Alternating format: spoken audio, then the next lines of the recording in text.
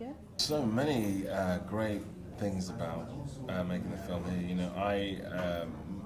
Myself and B. Badele, who adapted the book, Chimamanda's beautiful book, and directed the film, had spoken for many years. I've known B for almost 20 years now, and we'd spoken a lot of times about making a film in Nigeria and wanting to make a biggish film in Nigeria, a big film in Nigeria, and an epic film in Nigeria, and to really in a way, bring some, more kind of spotlight onto Nigerian history, culture, and the incredible country that it is, and to sort of internationalize that story a little more than I think either of us felt it had been. Yeah.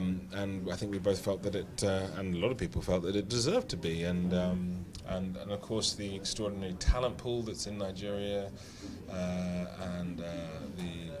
obviously famously Nollywood, but just I think the number of people that are interested in narratives and dramatic narratives and telling stories in all levels of productions and crews, and we just felt that it was about time that it started to happen. So the experience of being here and making that happen with Chimamanda's, I think, extraordinary book. And I mean, my mother introduced me to the book several years ago, about seven years ago, and and I loved it. And it's a beautiful book. And when B told me that he was adapting the book, I was so excited that we could actually bring all of those things together as sort of extraordinary confluence of events and tell a story in Nigeria that we were all really, really proud of.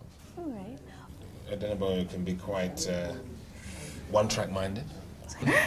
To feel that, and maybe I'm being too generous of myself, but I like to feel that I can acknowledge when I've not been right at a certain point.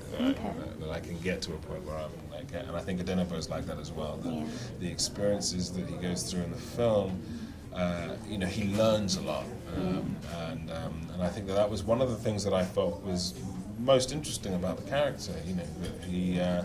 That he takes responsibility for himself, and potentially for some of the mistakes that he makes, and in both the kind of geopolitical nature of everything, and also in his personal life.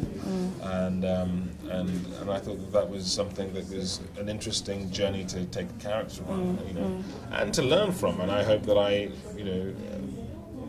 can be like that. Okay. I have eclectic taste in music, really, but recently I've been, I've gone back into my sort of jazz phase. Okay, Which you're a jazz guy. I was in a deep jazz phase for a while.